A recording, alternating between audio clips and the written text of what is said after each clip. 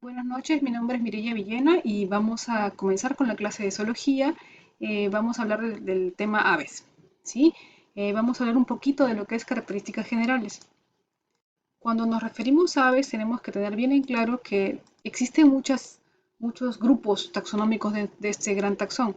Por ejemplo, enfrente tenemos un guacamayo, un cóndor andino, una pava blanca y un petirrojo, ¿sí? Ambas son aves, perdón, las cuatro son aves y todos tienen características en común. Por ejemplo, la presencia de un pico. El tipo de pico nos indicaría más o menos qué tipo de comida, de qué tipo de comida se alimentan esos animales. Por ejemplo, en la primera imagen, que es un guacamayo, este tipo de pico grande, grueso y fuerte nos indicaría que ese animal come estructuras muy duras, ¿verdad? Por ejemplo, nueces o castañas. En el caso del cóndor no se ve muy bien, pero el pico es grande, pero no es muy fuerte. Esto nos podría indicar que come carroña, que come carne blanda. En el caso de la pava blanca es un pico un poco más puntiagudo. Ya estamos hablando de un animal que come varios tipos de alimentos. Y en el caso de un petirrojo turtupelín es un pico bastante fino y delicado, pues este animal es insectívoro básicamente. Existen otros animales de crianza, como lo son los pollitos o los patos, ¿sí? Su pico nos indica que comen maíz, ¿verdad? Y sus patas también nos indican qué tipo de ambiente necesitan para vivir. Por ejemplo, estos pollitos viven en ambientes tierra, ¿sí? Y en el caso del pato, con una pata palmeada, pues estamos hablando de un animal acuático.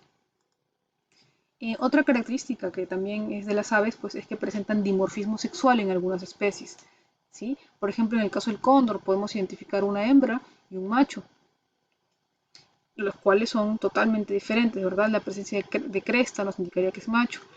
En el caso de otros animales, como el que se encuentra en la parte inferior izquierda, hablamos de un guacamayo, los loros, los citácidos en general, pues no existe dimorfismo sexual en estos animales. También existe, en esta imagen podemos ver que existe, que las aves son dioicas, es decir, existe hembra y existe macho, ¿sí? También podemos ver una pava blanca, por ejemplo, en esta especie podemos ver que solamente se ve un espécimen, es un macho, ¿sí? Las hembras son un poco más grises. En el caso de abajo de las pariguanas, pues tampoco existe dimorfismo sexual. Entonces, esta característica no es típica de todas las aves, solamente algunos grupos taxonómicos presentan esta característica y en algunos no presentan. Igual, en el caso de estas fragatas, que son aves que se encuentran en el norte de nuestro país, en Tumbes, hablamos de dos especímenes, vemos dos especímenes, una hembra, que es la del fondo, y el macho que se encuentra adelante. El macho es el único que presenta esta especie de papada, la cual eh, aumenta de tamaño pues, para llamar la atención de la hembra. Otra característica importante es la presencia de temperatura constante, ¿sí? Las aves tienen una temperatura promedio de 40 grados en la punta del cerro, en Ticlio, por ejemplo, o en un lugar muy cálido como el norte. Entonces la temperatura, este tipo de temperatura constante se llama temperatura homeoterma, ¿sí? Lo que nos indicaría pues que estamos hablando de especies que tienen la misma temperatura en varios lugares.